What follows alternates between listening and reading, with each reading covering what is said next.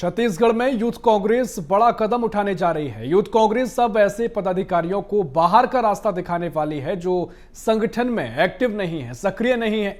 इसका फैसला राष्ट्रीय सचिव और छत्तीसगढ़ यूथ कांग्रेस प्रभारी अमित पठानिया ने लिया है और इसके साथ सभी समीकरणों को ध्यान में रखते हुए भी नई पदाधिकारियों की नियुक्ति की जाएगी। अमित पठानिया ने बीएसटीवी से खास बातचीत की है। क्या कुछ उन्होंने कहा, आप भी सुन लीजिए। इसमें एक नवाचार देखने को मिल रहा है। लगातार बैठकें हो रही हैं और इन बैठकों में एक फैसला लिया गया है कि जो भी सदस्य या कार्यकर्ता उसमें एक्टिव नहीं है उनको बाहर का रास्ता दिखाया जाएगा। इन तमाम चीज़ों में बातचीत करने के लिए हमारे साथ अमित पठानिया है, राष्ट्रीय सचिव हैं, छत्तीसगढ़ यूथ कांग्रेस के प्रभारी भी हैं।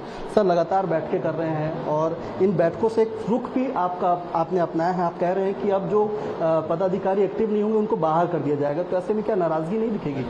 देखिए, मैं खुद 1-to-1 इसलिए मिल रहा हूँ। आपको जानकारी के बता दूं कि जब से मैं 13 तारीख से मैं प्रवास क्षेत्र संभाला है, तब से लगातार मैं छत्तीसगढ़ के आपके समक्ष रहा हूँ और युवा साथियों के बीच में रह रहा हूँ और मैं मीटिंग 1-to-1 कर रहा हूँ। मैं कोई भी पदाधिकारी मेरे से कभी भी किसी भी समय मिल सकता है और मुझे फोन कर सकता है।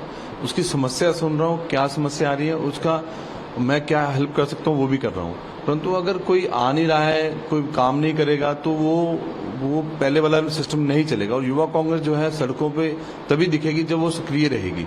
तो मेरा ये मानना है कि जो युवा कांग्रेस का साथी हमारा काम नहीं कर रहा है तो उसको हम बाहर का रास्ता दिखाएंगे। सर, एक सवाल खड़ा होता है जब आप नवाचार की बात करते हैं और जो साथी एक्टिव नहीं है उनको बाहर करने की बात कहते हैं, तो कांग्रेस की एक समस्या रही है जो बहुत लंबा इतिहास रखी है कि जब भी नई नियुक्तियां होती हैं तो वो कहीं ना कहीं अंतरकलह की भेंट चढ़ जाती हैं, गुटबाजी देखने को मिलती है, नाराजगी देखने को मिलती है। जब यूथ कांग्रेस में छत्तीसगढ़ में बदलाव होंगे तो इनसे निपटने के लिए आपकी क्या प्लानिंग है? कैसे उन नाराज कार्यकर्ताओं को समझाएंगे आप? देखिए, हमारा जो संगठन है भारतीय युवा कांग्रेस, वो इतना बड़ा विशाल संगठन है और उसमें जो पदाधिकारी हम लोग भी हैं, तो मैं विरोध तभी कर पाऊंगा ना जब पार्टी अगर आज मेरे को निकालती है, मैं तभी विरोध कर पाऊंगा जब मैं काम दिखाऊंगा कि भैया मैंने ये काम किया तो आप तो मेरे को देख नहीं रहे हो।